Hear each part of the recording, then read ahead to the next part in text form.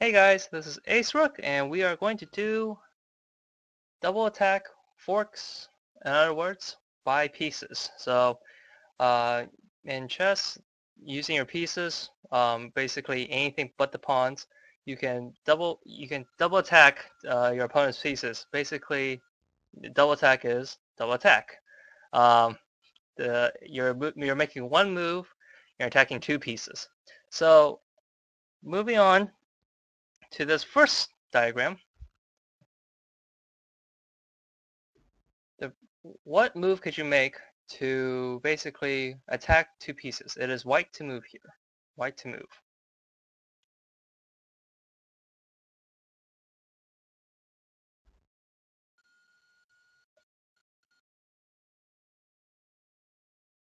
Alright, so white to move here, and he could play knight to c7.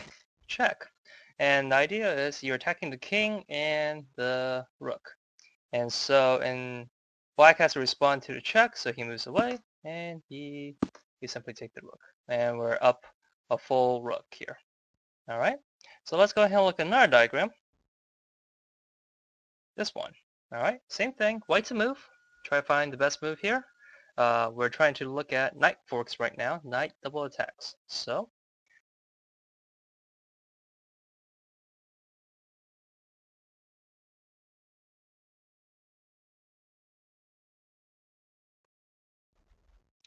alright, so the correct move here is knight to c7 check. Again. And in this instance, we are attacking both the king, the queen, and both of these rooks. And in some books, they call this the family fork, royal family fork, royal fork. But regardless, we are using the knight to fork these pieces.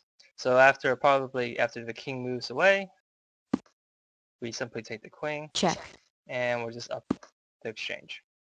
So on queen for a knight, definitely white has the advantage here. Okay, all right. So not only do knight forks, your bishops also fork. So in this position, go ahead and find the best move. Thinking about bishop double attack, or in our case, bishop fork.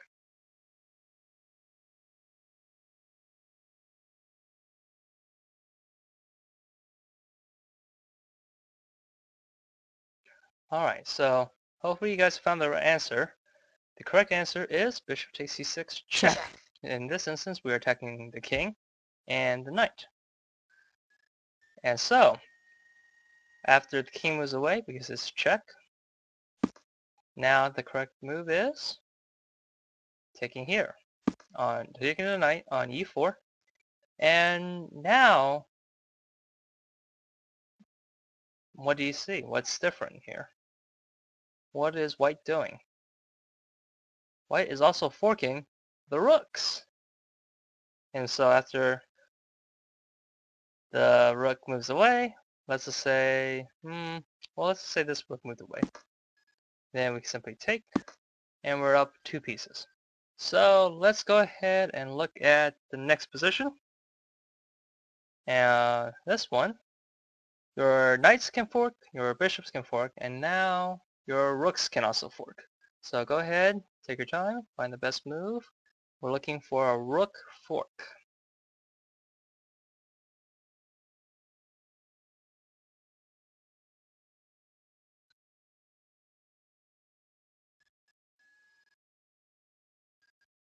Alright, so the correct move is rook to b7 check. And so we're attacking again both the king and the knight. And so after the king moves away,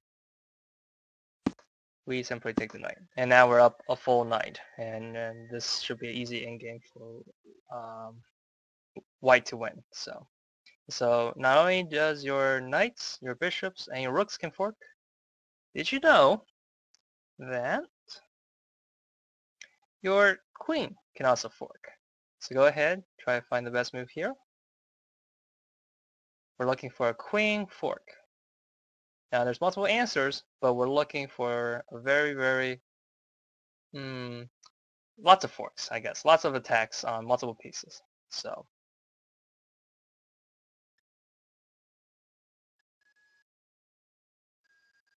okay.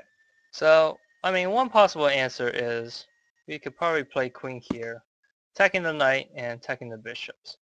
But why be satisfied with 2 when you can attack all of them, all the pieces of blacks? So the correct move is king takes e6 check. We're attacking the king, the rook, the second rook, the bishop, and the knight. So probably after something like king here, we can take this with check, and look at this, lots of forks going on. So we can even take that and fork again. So queens are very good at forking pieces in a very open position, especially if the pieces are not coordinated enough. So black's pieces are really spread out in this initial position here. They're really not protecting each other, so it allows white to be forking all 4 pieces. So, all right. Let's go ahead and look at the next position. So we've done basically the pieces that fork, all the pieces almost, except for one piece, and your slow king can also fork. So this one, I'm just going to give you the answer, simply because the rook, or excuse me, the king can only go 1 square. So after all the combination, your king's in check, white to move, and the best move here is to fork your opponent's pieces right here. And so probably what's going to happen is your black's response is maybe take or check you. You can take. You can simply win up these passed pawns and win this endgame with a pawn up. So it looks grim here, but simply a fork, and we can fork these pieces. Okay? Alright, so that basically covers the basics of the knight. So I'm trying to remember the order here. The knight, the bishop, the rook, the queen, and finally the king.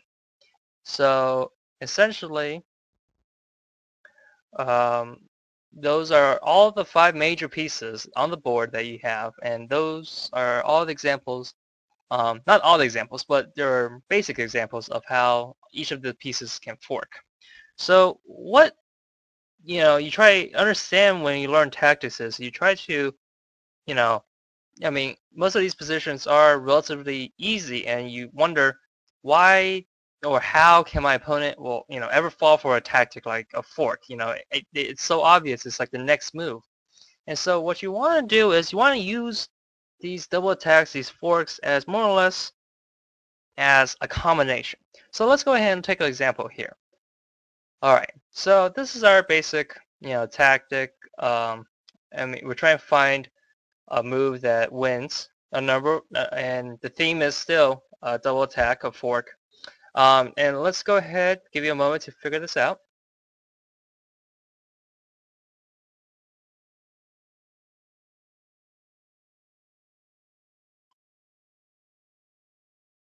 All right, so if this, tactics patterns are going to take a while to understand, and seeing them repetition will help you see them even faster. Go ahead and pause the video if you haven't found the answer, but I'm going to go ahead and reveal the answer in a bit. This answer is queen to c2 check. And so we're attacking the king and the bishop. And so after the king moves away or maybe blocks, we simply just take this bishop and we're up a whole piece. And so, one might wonder, why would black ever leave this bishop hanging? And how could I ever use this fork if, my opponent can see the next move? So let's go ahead and look at this example. Go ahead and take your turn, or excuse me, take your time. It is white to move. Your turn is white. And so go ahead and try to find the best move in this position.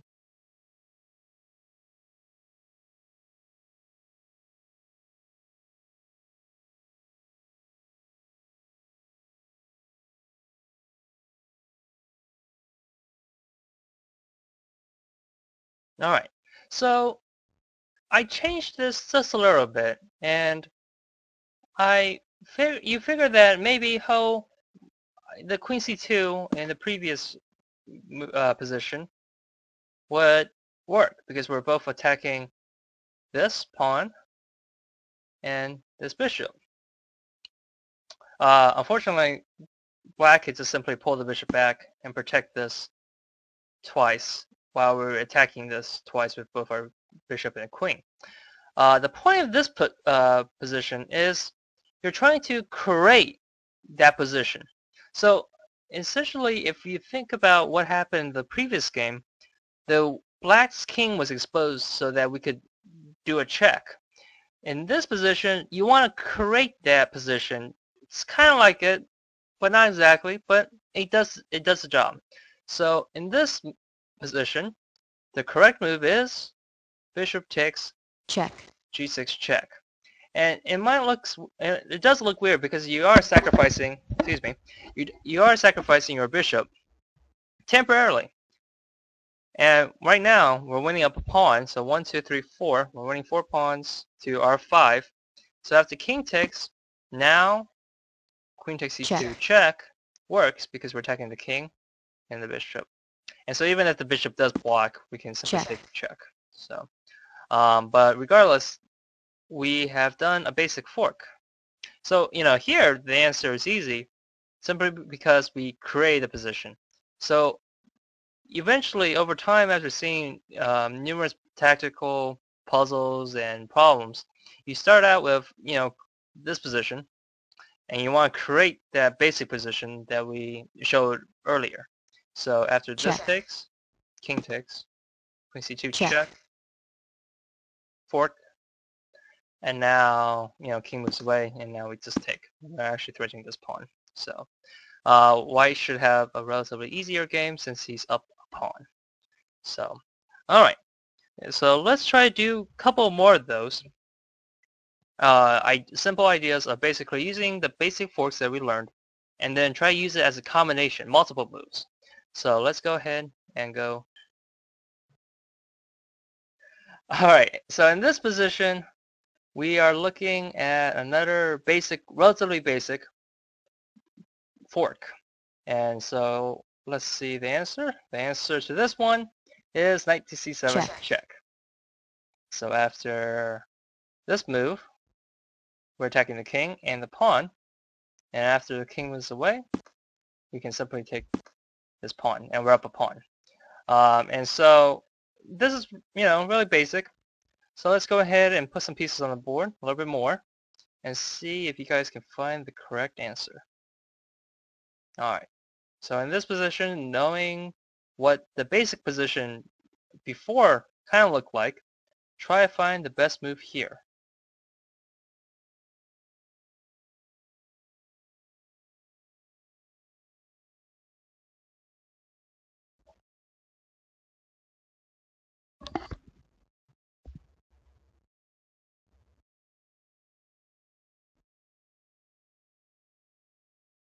Alright, so if you guys haven't found the answer, go ahead and pause the video. So this one, we just added, I think, an extra rook and a queen, and we moved the bishop a little bit.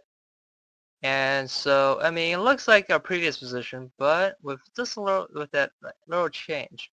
If we try our knight c7 idea again, attacking both the king and the rook, unfortunately this does not work because obviously black can just take. So essentially, the best move here is actually sacrificing our queen on d5. So queen takes d5. And so we're up a pawn right now.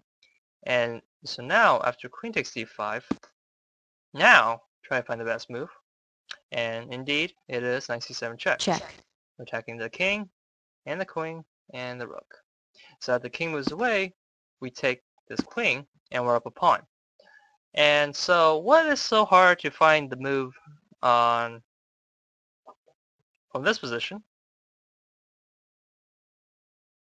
where we could just play knight c7, and we know that we're going to win a pawn, and this position, where our first move is actually queen takes c5. And really, all of this is really psychological. We tell our minds, hey, our queen's the most powerful piece, while our king is the most important piece, and we shouldn't really sacrifice our queen. Not if we have to, you know.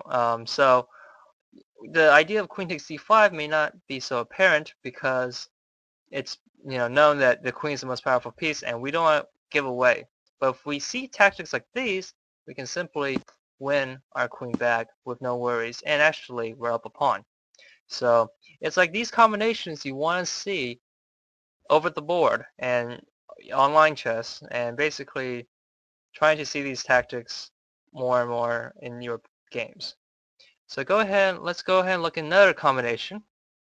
In this position, as black to move, you can find a fork, but you always have to check if your opponent has anything sneaky. So in black position, black to move,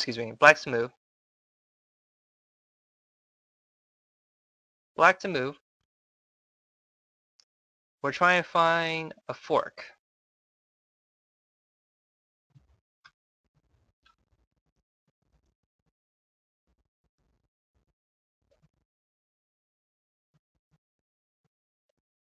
So black to move, we could play taking this on knight takes b3. So we can go here and take this rook and take this rook on the next move. White cannot boot the rook away and try to save one or the other, simply because we could just take the other one. So that is the fork for black. But unfortunately, now it is white to move, and so white to move, and white has a powerful move, Check. bishop d5.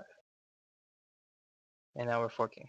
So after king moves away, we can just take this knight, and white is up a piece.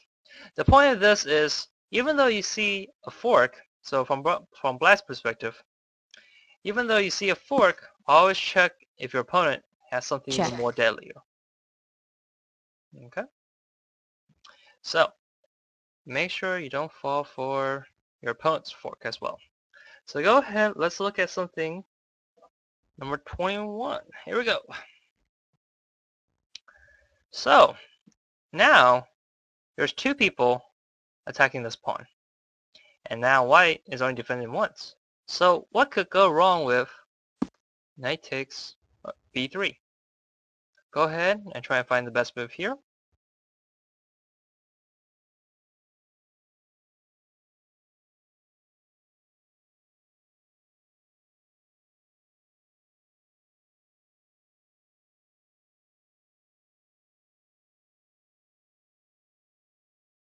Alright, go ahead and pause the video if you haven't found it already. But initially, if we look at our previous position answer, we could try bishop d5 check again, right? Because we can checking the king and attacking the knight. Unfortunately, black has rook takes d5. And after rook takes b3, black is simply asked one a pawn. And this is incorrect. So let's go ahead and look back. As knight takes b3, the correct answer is rook takes b3. Again, it looks very difficult to see this, and the idea is because you're sacrificing rook. And so, after rook takes b3, it looks like we're going to be down the exchange of bishop for rook. But again, our little initial position, we can try this. Bishop d5, check. Attacking the king and the rook. So after a king moves over, we are simply up a piece for a pawn.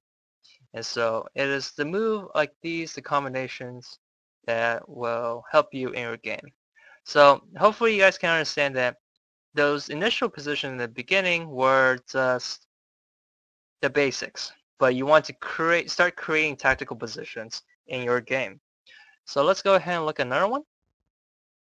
In this position, white to move. Go ahead and take a little while to find the correct move here.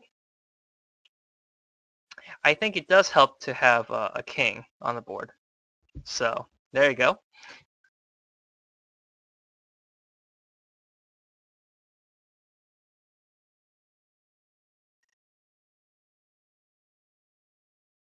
Alright, so the correct answer is rook to g5 check. So we're attacking the king and the pawn, like so. Oops. And so after this, king moves away, and we're up a pawn. And white should win this simply because he's up a pawn, and these pawns are separated. So, you know, it's a little bit, it's more targets for white to maybe attack with two of his rooks. Okay, let's go ahead and look at the next position. And it builds off this initial position. So let's go ahead and look at this one. And again, it doesn't have a king. So let me go ahead and put a king there. There you go. Alrighty. So, white to move. Take your time. Think about how we got to that position. Go ahead and try to find the answer.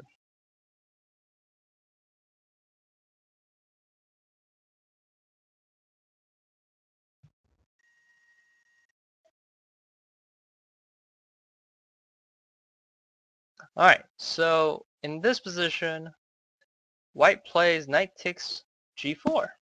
And again, it looks like we're sacrificing piece, but we're not, because after knight takes g4, what is the move? Rook takes g5, just like our previous position. Instead of a pawn, there's a knight, but the end result position is the same. We're up a pawn, and white should simply win this with some good endgame technique. So, alright.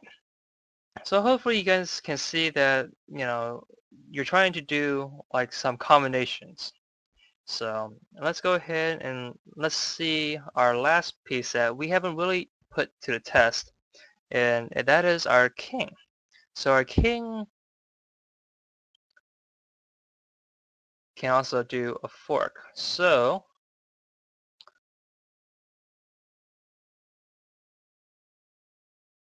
in this position, black decided to just give a random check.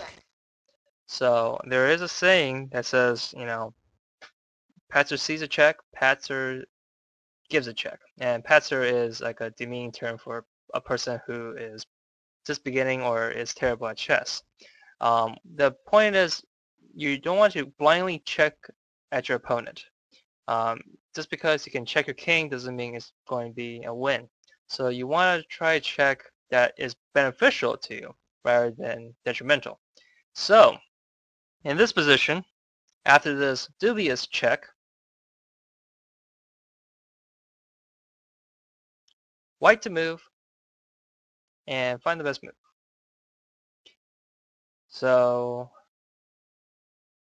king can only go actually this awesome square on c5.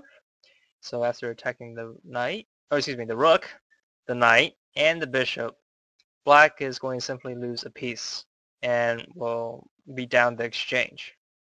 So say, for example, rook to c6 check, we can take the bishop. And even worse, we're again attacking and forking these pieces. So probably the best bet is just probably run away. And we take the bishop because we take the bishop preferably because it's an open board, and bishops are a lot better in the endgame than knights on an open board. So we take the bishop, and we're just simply up the exchange. And in fact, in this position, we're actually attacking a pawn and the knight. So, but regardless, all right. So let's go ahead and look at our last position, and before we go to the more challenging puzzles, and find how the king can be more useful. So in this position, black played this move, d4 check, pushing his passed pawns and hoping to get a queen down the file. So after d4 check, find the best move here.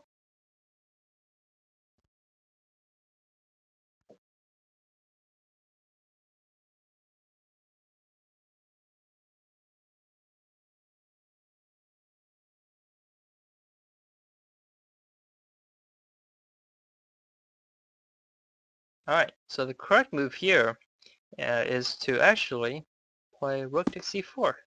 And again, it looks weird because we are sacrificing a piece, but because we are going to win and pick off another fork. So, for example, after knight takes d4, king takes d4, and now we're forking the rook and the knight.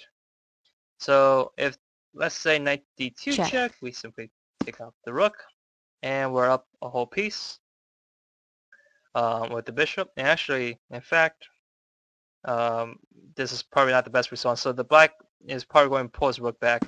And after bishop takes c3, we're left with two bishops versus black's rook. And so the point value of rook is 5 points. A bishop is worth 3 each. So that's 3, 3, 6. And in fact, double bishops in an open board endgame is a lot better than actually a rook, because the fact that they can control long diagonals. So for example, say, let's just move this here, get the bishop here. Just seeing the space control of the bishops, they control a lot more than this rook. So, alright. So here, hopefully you guys got the gist of forks and double attacks with pieces. There is ways to basically a fork or a double attack with pawns, and that will be covered in the next video. But this is just pieces, so double attack with pieces. So let's go ahead and look at the more challenging puzzles, and hopefully we can solve them together. So, alright, so white to move, and you want to try to find the best move by forking. So,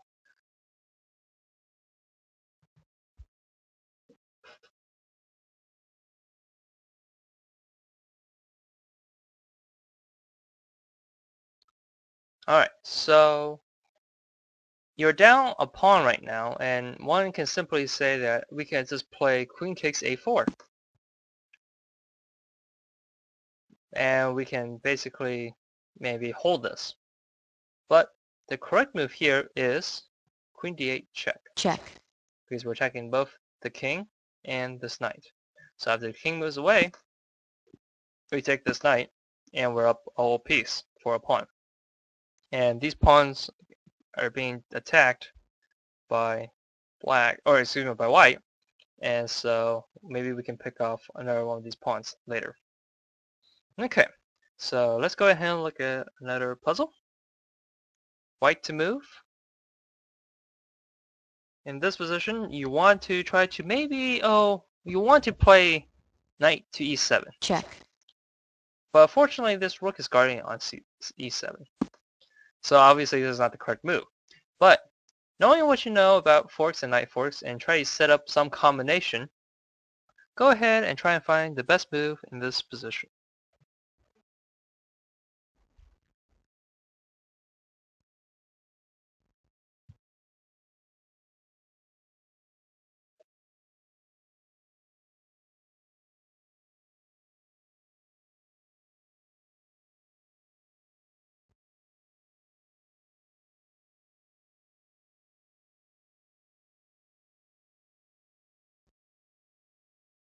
Alright, if you haven't found the answer already, go ahead and pause the video. This is going to be the answer to this puzzle. So, believe it or not, the answer is rook takes c6. And it looks like we're going to lose our rook after he takes. But after this, now what? Now we can play our fork by playing knight e7 check. After knight e7 check, we're attacking the king, the queen, and the rook, or the royal family fork, family fork, whatever you may call it, the knight forks all the major pieces of black. And now after the king moves away, we can take, and now white is up a queen for a rook and knight. And in a very open board like this, the queen can possibly fork, for example, even like right now, queen here, we're forking the rook and this pawn, and we can slowly start winning even more material in this position. Alright, so like how most chess tactics knowledge usually build, you want, remembering this answer, you want to try to find the answer to this next puzzle just about the same. So let's go ahead and look at this one. Alright, so again, it's a similar puzzle, but not really. But try to look at the possible forks that could result in how you create the future position. So go ahead and try to find that.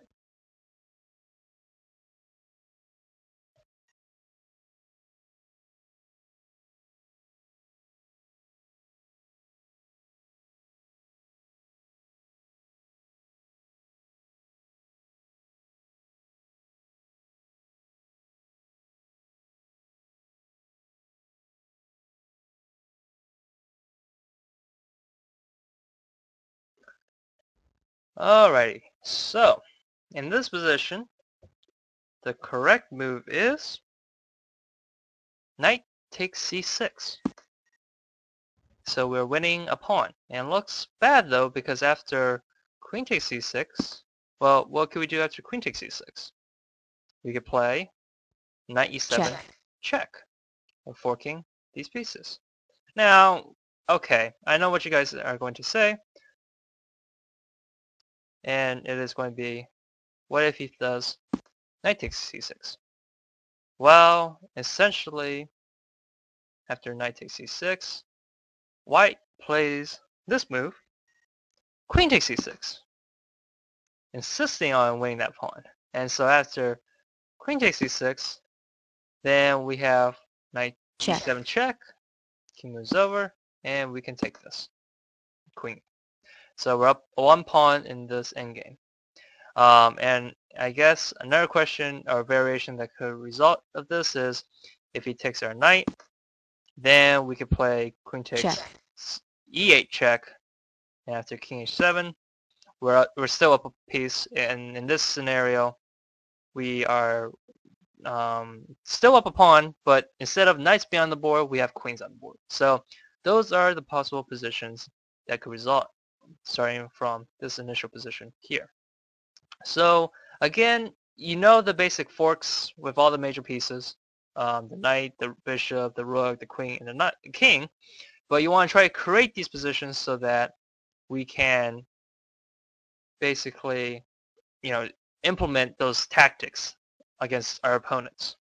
So let's go ahead and look at the next puzzle. Alright, so in this position, white to move, and it's a long series of basically trying to win material, of course, because that's why we're learning tactics. But in this position, it looks like we are doomed because we are going to lose our rook. This bishop is attacking this rook, and if we move this rook away, then we're going to lose this rook, for example. So, or if we try to protect this rook, we're still going to lose exchange. And so, I mean, on the board, if you do the math, 2 pawns and a bishop is worth 5 points, and that's equivalent to another rook here, and versus black, where he has 3 pawns to this 3 pawns, queen, queen, queen, queen, rook. So material is actually equal, relatively speaking, but we want to actually do better than that. So in this position, go ahead, try to find the best move, knowing all the tactics that you've learned.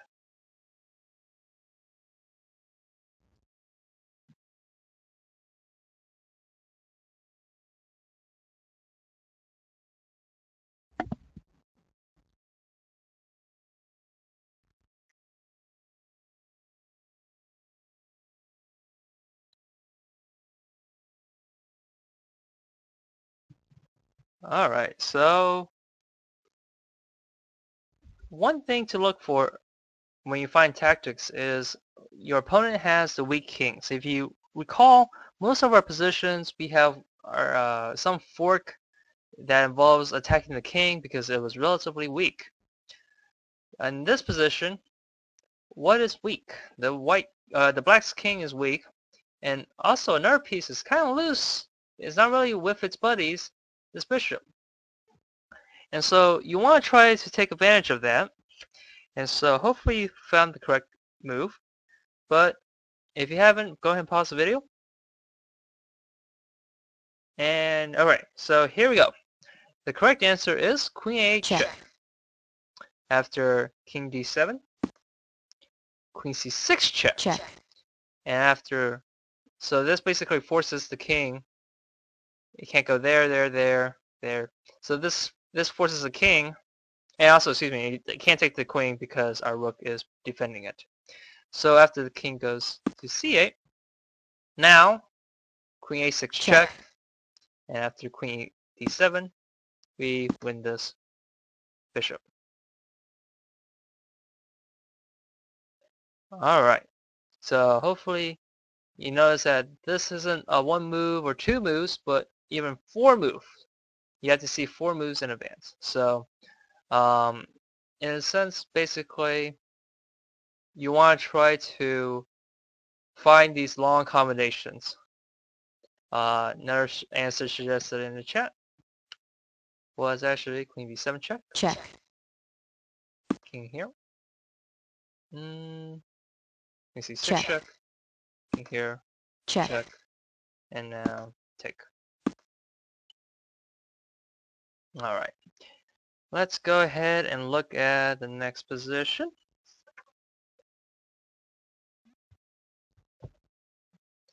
Alright, so in this position, white to move. So you want to try to maybe win some material. Just a pawn is enough.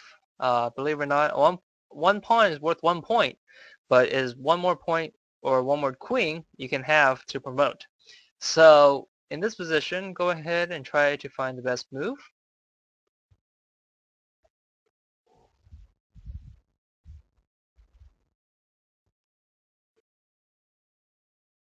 Alright.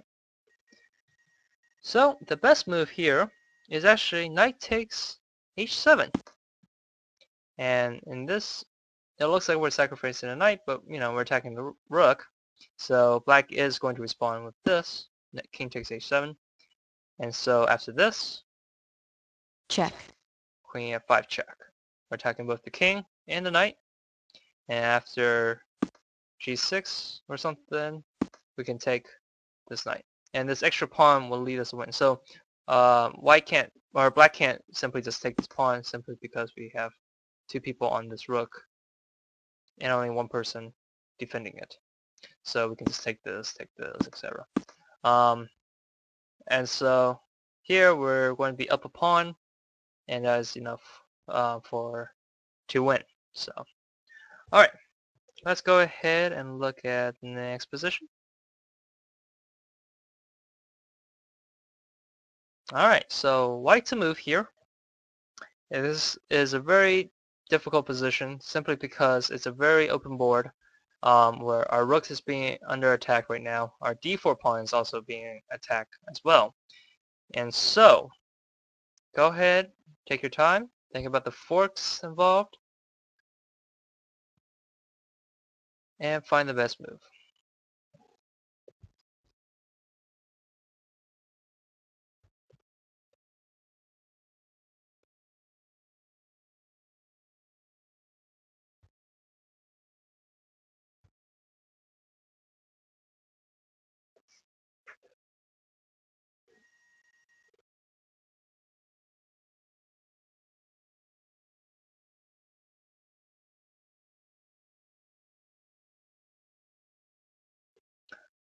Alright, so this is a very difficult position, and one that looks like it's going to be really difficult to try to attack two pieces.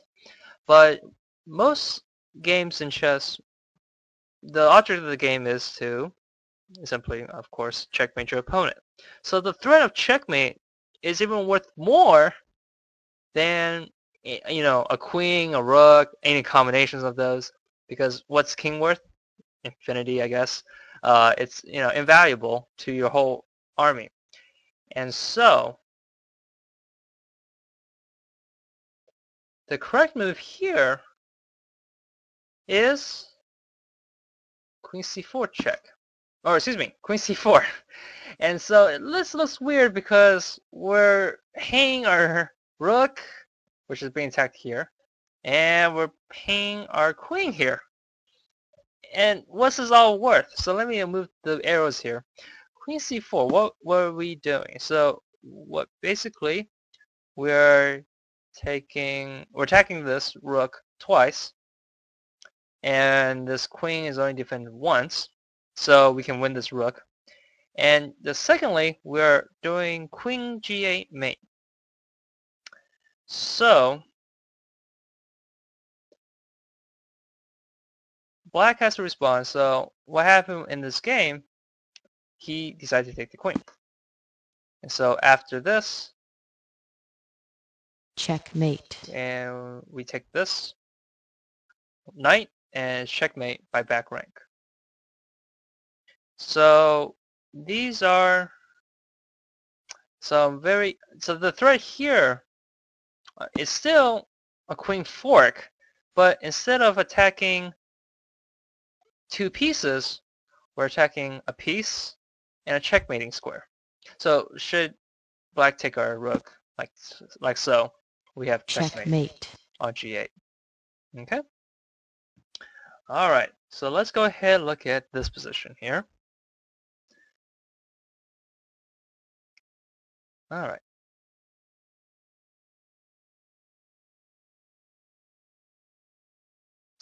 Alright, so it is black to move. And to help you guys visualize black to move, I guess looking from black's perspective, I'm going to switch the board on you guys. So there we go. Alright, so black to move, and in this position you want to, again, as usual, we can't do the one move fork. We have to create some combination as a fork. Or excuse me, fork as a combination. And so go ahead, take your time, try to create some fork and using your pieces, and hopefully you can find the correct answer. So give you guys a moment.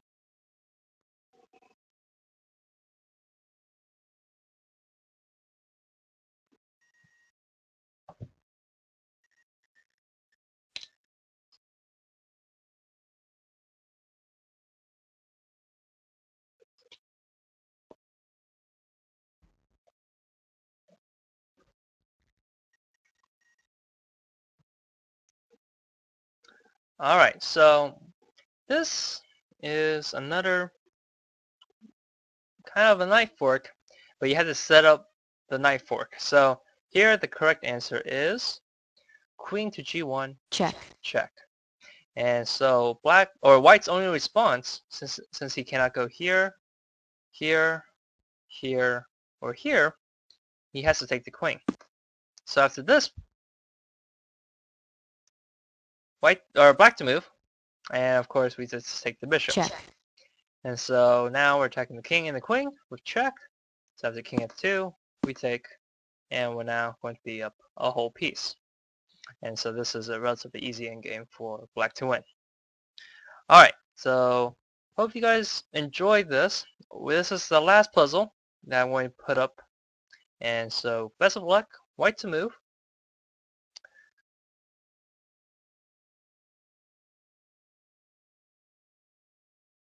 Let's see. Correction. It is now black to move. Sorry. Black to move and try to find some way we can take advantage of this bishop. Since this bishop is somewhat hanging, it's not being protected by anybody else of white. So go ahead, black to move.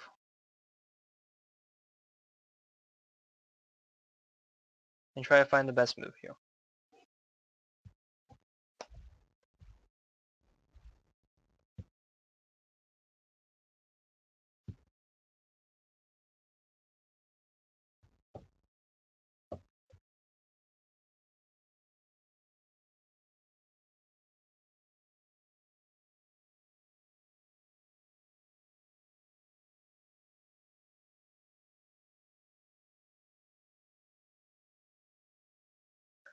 Alright, so in this position, white has a very solid center, very very developed. All his pieces are developed, and this rook is looking going to the e file.